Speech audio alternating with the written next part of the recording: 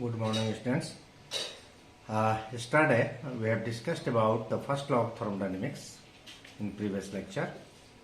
Now, today we will focus on enthalpy, change in enthalpy, and to prove delta H is equal to delta U plus delta NGRT. Apart from that, we will solve some numericals, heat capacity, specific heat capacity, and molar heat capacity. So, come to the topic one by one. Enthalpy. Symbol is H and enthalpy change symbol is delta H. The term enthalpy is taken from Greek word enthalpion, means warm or heat content, means to warm or heat content, and the symbol H is taken from the word heat. It is the sum of internal energy and pressure volume energy.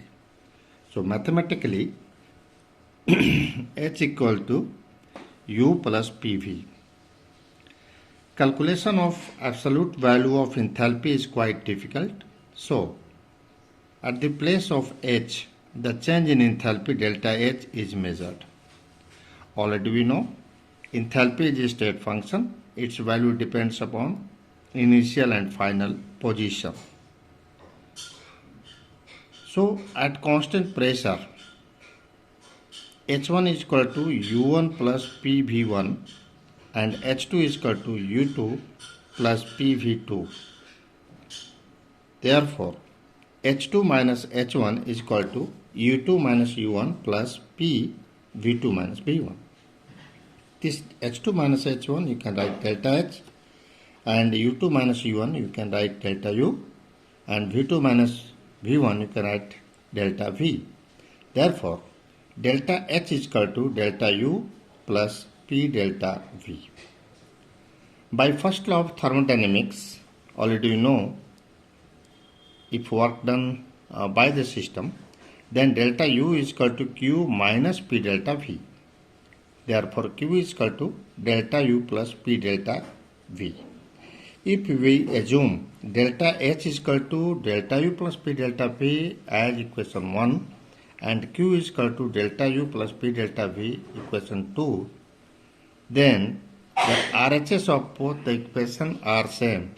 We can equate the LHS of both of the equation and we get delta H is equal to QP.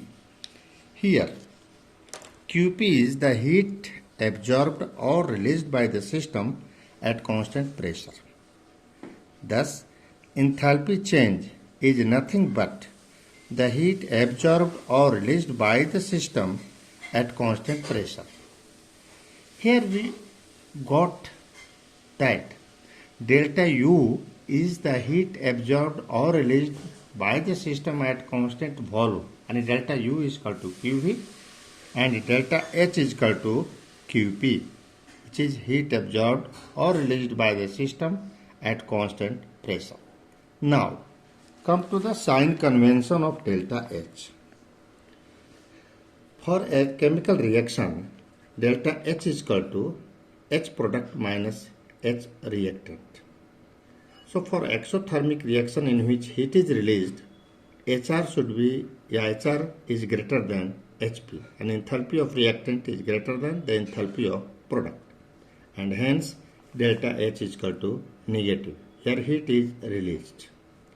And for endothermic reaction, HR is less than HP, means enthalpy of reactant is less than the enthalpy of product, and hence delta H is equal to positive. Here heat is absorbed by the system. Now we are coming to the topic, prove that delta H is equal to delta U plus delta NGRT, or QP is equal to QV plus delta NGRT, where delta NG equals to the summation of moles of gaseous product minus the summation of moles of gaseous reactant. Now we know that delta H is equal to delta U plus P delta V. So we can write here delta H is equal to delta U plus PV product minus PV reactant. By ideal gas equation, we know that PV is equal to nRT. So PVP can be written as NPRT and PVR can be written as nRT. So delta H is equal to delta U plus NPRT minus nRT, or delta H is equal to delta U plus NP minus nRT, and this NP minus nR is equal to delta Ng. Here G stands for gaseous. Therefore delta H is equal to delta U plus delta NGRT, and we know delta H is equal to QP and delta U is equal to QV. So we can write, or you can write QP is equal to QV plus delta NGRT, we can write. Now here delta Ng is equal to, already I have told, the summation of moles of gaseous product minus summation of moles of gaseous reactant.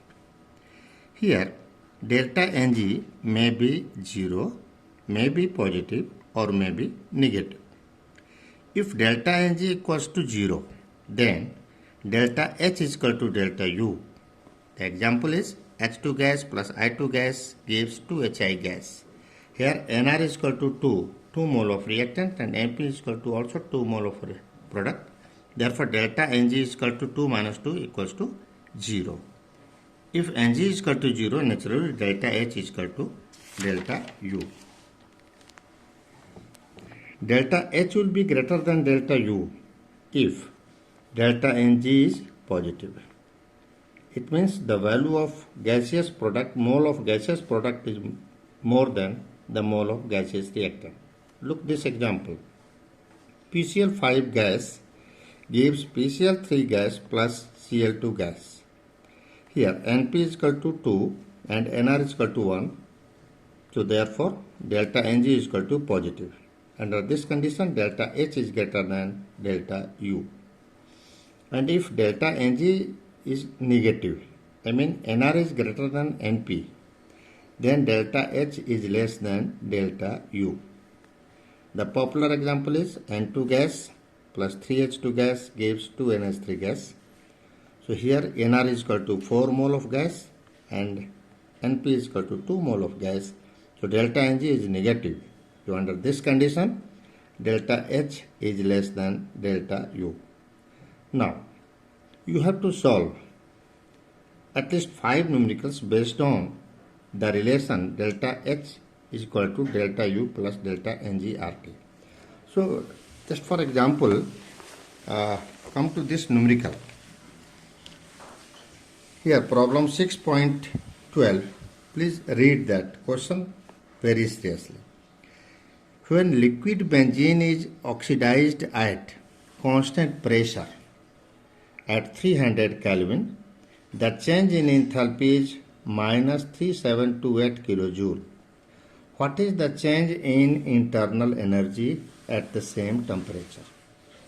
So for solving such type of reaction, you have to write the chemical reaction of this. So to write the chemical reaction, see this, to write the chemical reaction, first to write C6H6 liquid plus O2 gas.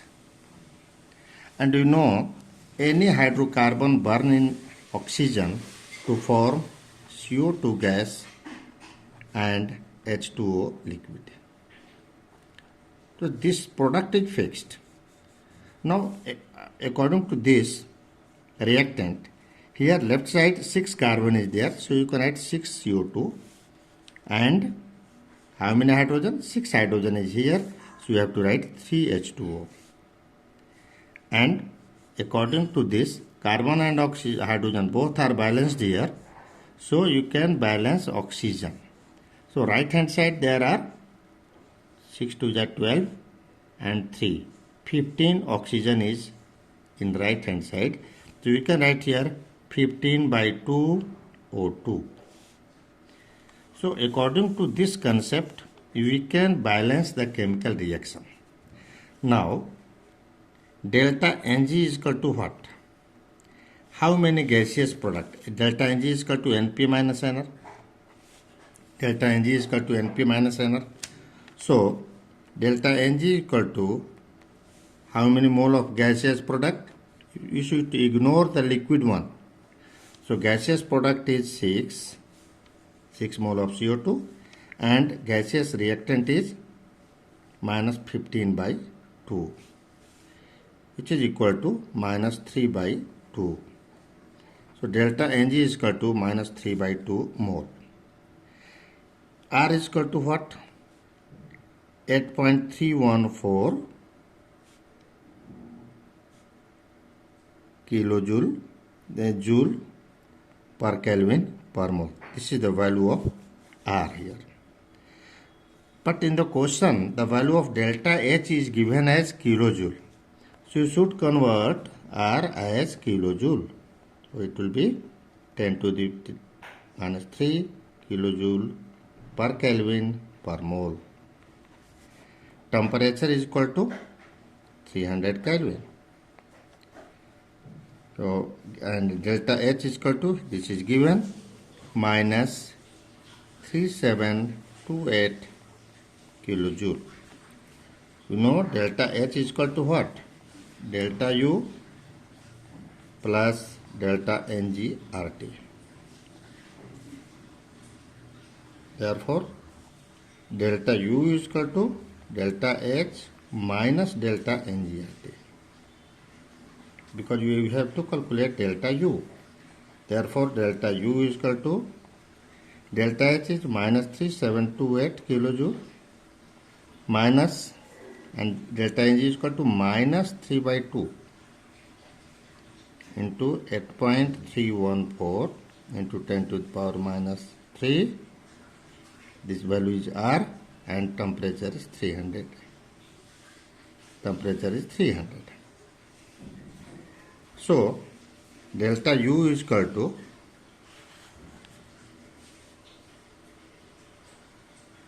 minus 3728 plus 3.7413.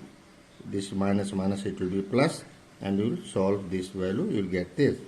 Therefore, delta U is equal to minus 3724.2587 kilojoule per mole. So one noted point is here. Generally, students do mistake that they put the value of R as usual in joule per mole, joule per Kelvin per mole only. So you have to convert the value of R in kilojoule or the value of delta H in joule. Option is open for you. You can convert the value of delta H in joule, or you can convert the value of R in kilojoule by multiplying with 10 to the power minus 3. So, all the questions which are based upon this relation delta H is equal to delta U plus delta Ng RT, you have to solve. And you have to mind it that in all variety of question, first you have to write the chemical reaction, write the physical state of reactant and product, and you have to check the value of delta Ng, and according to that to solve the asked. If delta U has been given, you can calculate delta H. If delta H has been given, you can calculate delta U. So this is very important, and apart from this numerical, you have to solve some more numericals. Now come to the next topic, and this topic is heat capacity. For your knowledge, I want to explain you that this year, in this Corona Kal, this topic heat capacity is omitted. But this is very important topic. You should not ignore. For knowledge point of view, you should read this. Although I think in examination we will not ask the question based on heat capacity. Now see this. Heat capacity symbol is C, capital C. The increase of temperature is directly proportional to the heat transferred. That is Q proportional to delta T, or Q equals to C delta T. Here C is proportionality constant known as heat capacity. Its value depends on the size, composition and the nature of the system. It is an extensive property, means mass depending property. When C is large, a given amount of heat results in only a small temperature. You see, Q is equal to C into delta T. If the value of C is large, then the value of delta T will be small, or if Q is constant. Water has a large heat capacity, that is, a lot of energy is needed to rise its temperature. C is directly proportional to amount of the substance, already I have told. And what will be the unit of C? Heat capacity. C is equal to Q by delta T. So its unit will be joule per Kelvin or joule per degree C. Now, there are two types of heat capacity. One is molar heat capacity, this is Cm, and other is specific heat capacity, Cs, or simply small c. Now, molar heat capacity.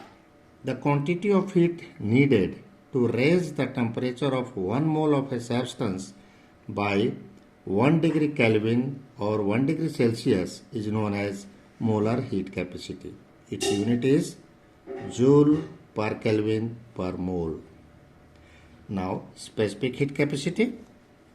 The quantity of heat needed to raise the temperature of 1 unit mass or 1 gram of a substance by 1 degree. That 1 degree may be Kelvin or 1 degree may be Celsius is known as specific heat capacity. Its unit will be joule per Kelvin per gram or joule per degree C per gram. The heat energy absorbed Q is related to a specific heat capacity as. So Q is equal to M into Cs into delta T, where M equals to mass of the substance in gram, delta T equals to rise in temperature, and Cm and Cs, rise in temperature, and Cs is a specific heat capacity. Here, the noted point is what? Molar heat capacity and specific heat capacity both are intensive property. The relation between Cm and Cs are Cm is equal to Cs, specific heat capacity, into molar mass of compound or element. Now, come to the topic relationship between Cp and Cv for an ideal gas. This relationship, that is Cp minus Cv is equal to R, you have to prove. This relationship is also given in your physics, but in chemistry it is also given. At constant volume, the heat capacity is denoted by Cv, and at constant pressure, the heat capacity is denoted by Cp. At constant volume, Qv is equal to Cv delta T.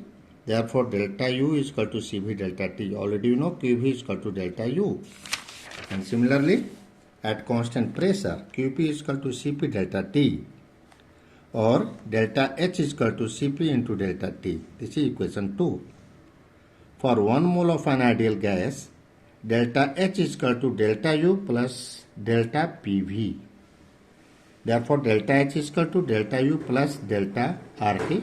Already you know by ideal gas equation PV is equal to RT. So, at the place of PV, we have put here RT. So, delta H is equal to delta U plus R delta T. Since R is constant, so delta R will be 0. That's why delta RT is equal to R delta T. This is equation 3. put the value of delta U and delta H from equation 1 and 2 in equation 3. We get Cp delta T is equal to Cv delta T plus R delta T. Now this delta T delta will be cancelled out. Therefore, Cp is equal to Cp Cv plus R, or Cp minus Cv is equal to R. For n mole of ideal gas, Cp minus Cv is equal to Nr. Thus, Cp is greater than Cv by gas constant R, that is approximately 2 calorie or by 8.314 joule. So, relation between Cp by Cv and atomicity of gas, this is also for your knowledge. Nature of gas, monoatomic, diatomic, triatomic, and the value of Cp by Cv. For monoatomic gas, Cp by Cv is equal to 1.66. For diatomic, it is 1.40. For triatomic, it is 1.30. Now, the next topic is measurement of delta U and delta H, calorimetry. In figure NCERT, figure 6.7 of NCERT, the value of delta U and delta H is measured with the help of bomb calorimeter, and the concept is based on, see, this is the diagram of bomb calorimeter, and we are going to measure the value of delta U. Suppose the reaction is exothermic, the known mass of reactant is kept here, and out from this there is water, this is stirrer, this is thermometer. Now the heat, and this is bomb calorimeter. The heat, the concept is the heat lost by the system. The heat lost by the system or the reaction is equal to heat gained by the water, which is in outer side. So, during a chemical reaction, the rise in temperature is measured, and you know, just now we have discussed that Q is equal to M into Cs into delta T.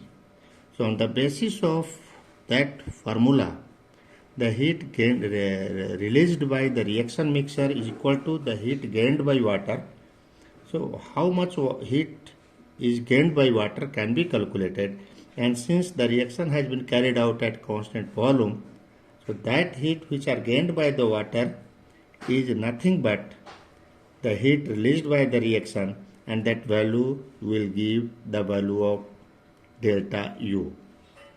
At the same time, delta H can be measured by this way. This is measurement of delta H. Measurement of delta H, look this figure is given in your NCERT. Now the same concept is here also. The reaction is carried out under constant pressure, and the reaction is same. Suppose the reaction is exothermic, the heat lost by the reaction is equal to the heat gained by known mass of water, and we can calculate Qp is equal to M into Cs into delta T, and that value will give the value of enthalpy change delta H. So by this way we can measure experimentally the value of delta U and delta H. Although we will not ask the question based on that, but for your knowledge you should know this. Now today is enough. Thank you.